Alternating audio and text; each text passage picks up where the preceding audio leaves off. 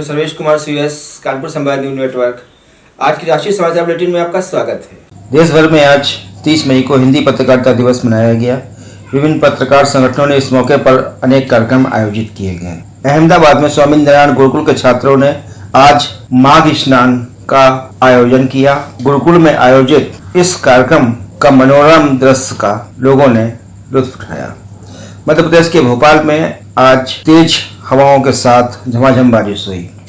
उत्तर प्रदेश में पिछले 24 घंटे में कोरोना के 1908 नए मामले सामने आए हैं तथा 140 लोगों की मौत हुई है। कर्नाटक में पिछले 24 घंटे में कोरोना के 20,378 नए मामले सामने आए हैं और 382 लोगों की मौत हुई है। यूपी में 1 जून से अनलॉक करने की तैयारी कर ली गई है, लेकिन कुछ प्रतिबंध पहले की तरह लागू रहेंगे। नरेंद्र मोदी ने 30 मई 2019 को तीसरी बार प्रचंड बहुमत वाली सरकार की कमान संभाली थी।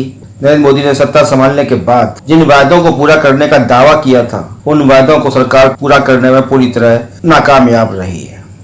आज भाजपा ने प्रधानमंत्री नरेंद्र मोदी की सरकार का 7वां साल पूरा होने का जश्न मनाया।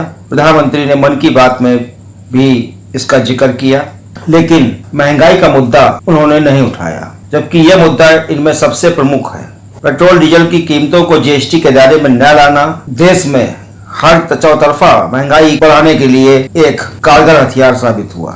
उनके पीएम बनने के 7 साल पूर्व 2014 में दिल्ली में पेट्रोल की कीमत अप्रैल में 72.26 रुपए थी प्रति लीटर, जो आज ही के दिन पिछले वर्ष 30 मई 2020 को पेट्रोल की कीमत 76.29 प्रति लीटर थी।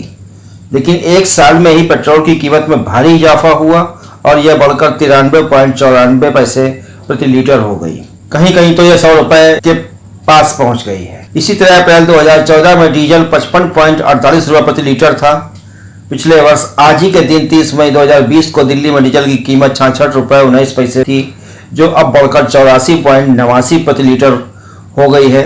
जबकि अंतर्राष्ट्रीय बाजार में क्रूड ऑयल की कीमतें 2014 की तुलना में भारी गिरावट आई है। इसकी मुख्य वजह प्रति लीटर तेल के दामों से 2 गुना अधिक राज्य सरकारें तथा प्रति लीटर तेल के दाम की कीमत से आधा केंद्र सरकार प्रति लीटर तेल में टैक्स वसूल रही है। इस टैक्स को मोदी सरकार व भाजपा शासित राज्य सरकारें कम कर सकती थी, लेकिन मोदी सरकार ने जानबूझकर टैक्स कम नहीं किया और जनता पर इसकी मार पड़ती रही, जो अभी भी जारी है। 27 मई 2014 को क्रूड ऑयल 102.72 डॉलर प्रति बैरल था, यानी मनमोहन सरकार 100 रुपए डॉलर प्रति बैरल से भी अधिक की कीमत पर पेट्रोल खरीद कर 70.72 प्रति लीटर में जनता को उपलब्ध करा रही थी। आज क्रूड ऑयल की कीमत 66 रुपए प्रति डॉलर बैरल के आसपास है।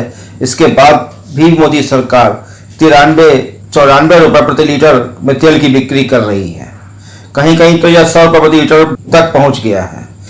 यही हाल डीजल का है। पेट्रोल डीजल पर जनता से जरूरत से ज्यादा टैक्स वसूली ही इसका प्रमुख कारण है। पेट्रोल डीजल की कीमतों पर वृद्धि का असर रोजमर्रा की खाद्य वस्तुओं पर पड़ना स्वाभाविक है, जिससे आम जनता रोजमर्रा की चीजें महंगी होने के कारण खरीद नहीं पा रही है और सब्जियों और खाद्य तेलों पर भी इसका बुरा असर पड़ा है। पिछले वर्ष घरेलू गैस का सिलेंडर 14.5 किलो का 712.50 रुपए का था, जो आज उसकी कीमत बढ़कर 819 रुपए प्रति सिलेंडर पहुंच गई है। यानी जो काम 70 सालों में नहीं हुआ था, वह मोदी सरकार, अमित शाह सरकार ने 7 साल में कर दिखाया। ऐसे में अपनी सफलता के झंडे गाड़ना और उसका प्रचार करना आम जनता के गले नहीं उतर रहा है। वर्तमान समय में डीजल में और पेट्रोल महंगा क्यों है, आइए आपको बताते हैं इसका सही फार्मूला। डीजल पेट्रोल की महंगाई का खाका इस प्रकार समझिए कि पेट्रोल की मूल दर है 30 रुपए 50 पैसे प्रति लीटर, जिसमें केंद्र सरकार लेती है 16.50 पैसे प्रति लीटर टैक्स, जबकि राज्य सरकार लेती है 38 रुपए 55 पैसे प्रति लीटर टैक्स। पेट्रोल पंप मालिक को कमीशन का मिलता है सिर्फ 6 रुपए 50 पैसे प्रति लीटर। इस तरह कुल मिलाकर पेट्रोल की कीमत हो गई 92 रुपए 5 पैसे। ऐसे में यह बात समझ से परे है कि जो पेट्रोल 30 रुपए लीटर सरकार खरीद रही है, उसे जनता को 92 रुपए लीटर में क्यों बेच रही है। क्या यही राजधर्म कहता है कि जनता की जेब काटो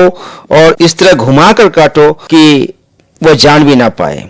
यह गौरतलब बात है कि डीजल पेट्रोल की महंगाई का सीधा असर आम आदमी के रोजमर्रा की खरीद पर पड़ता है एवं सामानों के दाम महंगे होते हैं और माल भाड़े में वृद्धि होती है। यानी कि डीजल पेट्रोल अंतर्राष्ट्रीय बाजार में उतना महंगा नहीं है जितना महंगा मोदी सरकार ने बना दिया। सरकार का कहना है कि वह कोरोना काल में टैक्स लाने के और कौन से उपाय कर सके, इसके लिए वह इतना टैक्स वसूल रही है, क्योंकि 80 करोड़ लोगों को मुफ्त राशन भी दे रही है। अब सवाल यह उठता है कि 3 रुपए प्रति किलो वाला गेहूं राशन की दुकानों से पात्र गृहस्थी कार्ड धारकों को पहले से दिया जा रहा था, तो ऐसे में 5 रुपए के हिसाब से प्रति यूनिट सरकार 80 करोड़ लोगों को कितना खाद्यान्न बांट देगी और उस पर कितना खर्च आएगा।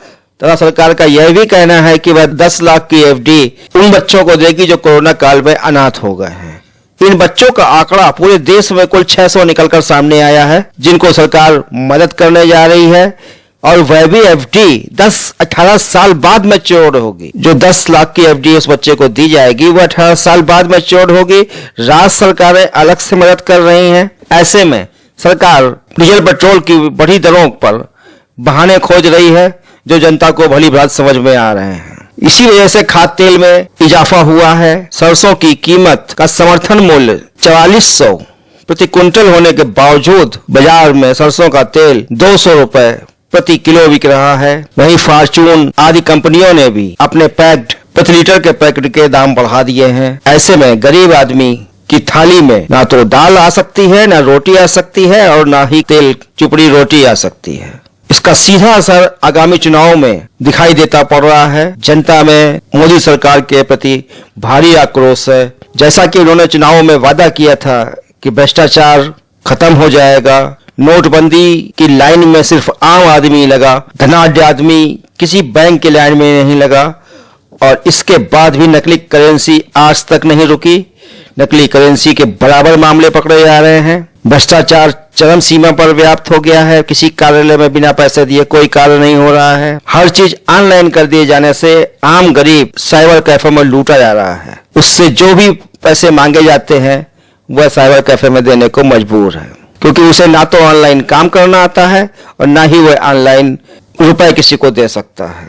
इसके अलावा देश में करीब 20 लाख ऐसे मामले दर्ज किए गए हैं जो डिजिटल लेन देन में जिनके साथ धोखाधड़ी की गई है। उनके नंबर पूछकर उनके खातों से रुपए उड़ाए गए हैं, जिससे भोली भाली निरीह जनता डिजिटल मनी का शिकार हो गई है। भीम ऐप, पेटीएम सब मोदी सरकार के धराशायी हो चुके हैं। साइबर थानों में केसों की भरमार है, जिसमें साइबर पुलिस कहती है कि 50,000 से नीचे के मामलों में वह जांच ही नहीं करेगी। ऐसे में आम आदमी लूटने के बाद कहां जाए यह बताने वाला आज कोई नहीं है।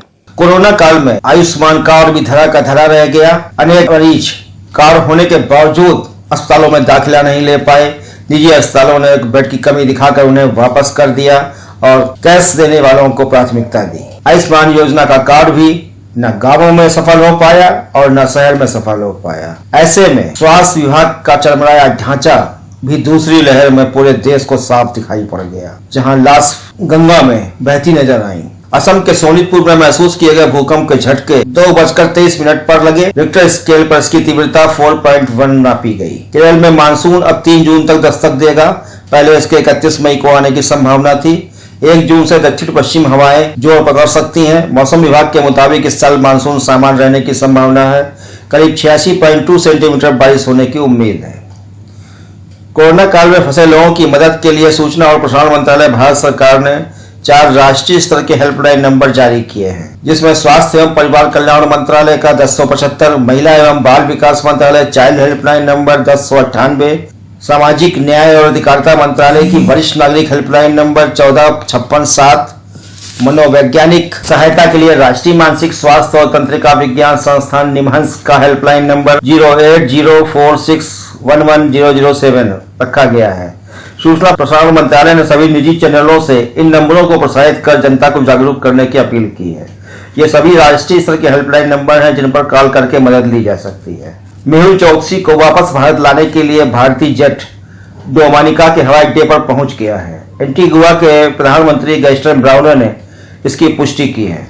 उन्होंने कहा है कि उन्होंने भारतीय अधिकारियों से कहा था कि वह अपनी सुरक्षा में मेहुल चौकसी को भारत ले जाए। देश के बगीचों में भरपूर आम की फसल होने के बावजूद भी बागानों में मजदूर तोड़ने वाले न होने के कारण इस साल कोरोना कर्फ्यू के चलते देश भर की मंडियों में आम तैयार होने के बाद नहीं पहुंच पा रहा है, जिससे बाजार में इसकी कीमत बहुत ज्यादा है। जो थोड़ा बहुत आम पहुंच भी रहा है वह आम आदमी की पहुंच से बाहर है, जिसे वह खरीद नहीं पा रहा है, जबकि बगीचों में इस बार भरपूर आम हुआ है। देश भर में कोरोना वैक्सीन की भारी कमी के बीच केंद्रीय स्वास्थ्य मंत्रालय ने राहत भरी खबर दी है।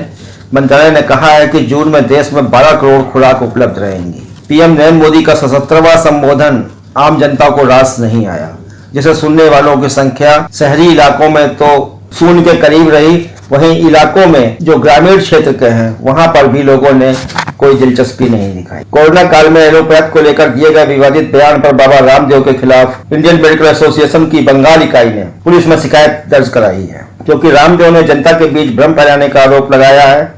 उन्होंने कहा है कि 10,000 डॉक्टर कोरोना की वैक्सीन लेने के बाद भी मर गए। ऐसे में जो मुकदमा मोदी सरकार को महामारी एक्ट के तहत रामदेव पर कायम कराना चाहिए था, उसे स्वयं डॉक्टरों का समूह कायम करा रहा है। और बाबा रामदेव खुलेआम कहते घूम रहे हैं कि किसी के बाप में दम नहीं है जो उन्हें गिरफ्तार कर ले। योगी सरकार ने कोरोना के 600 से कम एक्टिव केस वाले जनपदों में 1 जून 2021 की सुबह 7 बजे से शाम 7 बजे तक आंशिक कोरोना कर्फ्यू में छूट देने का आदेश दिया है। उत्तर प्रदेश में कोरोना के एक्टिव मामलों की संख्या अभी भी 41,214 बनी हुई है। 55 जनपदों में योगी सरकार ने ढील दी है, वहां अभी बाकी जगहों पर अभी 1 हफ्ते तक कोरोना कर्फ्यू जारी रहेगा। जम्मू कश्मीर के 20 जिलों में साप्ताहिक कर्फ्यू फिलहाल जारी रहेगा। इस दौरान सैलून, शराब की दुकानें हफ्ते में 3 दिन खुलेंगी। Gym, spa, swimming pool, cinema hall सभी बंद रहेंगे। दिल्ली में 18+ से ऊपर वालों के लिए वैक्सीन की डोज समाप्त हो गई है। वैक्सीन न होने से वैक्सीन सेंटर्स बंद कर दिए गए हैं। महाराष्ट्र की भीमा नहर में आज 4 बच्चों की डूबकर मौत हो गई, जिनके शव बरामद कर लिए गए हैं। श्रीलंका के मालवाहक जहाज आईसीजी शिप में लगी आग को बुझाने में भारतीय तटरक्षक बल के जवान पूरी ताकत से अभी भी लगे हुए हैं। वहीं हेलीकॉप्टर से भी मेटलिक फायर से इसे आग बुझाने की कोशिशें जारी हैं। आज के राष्ट्रीय समाचार बुलेटिन में बस इतना ही। धन्यवाद, नमस्कार, शुभ रात्रि।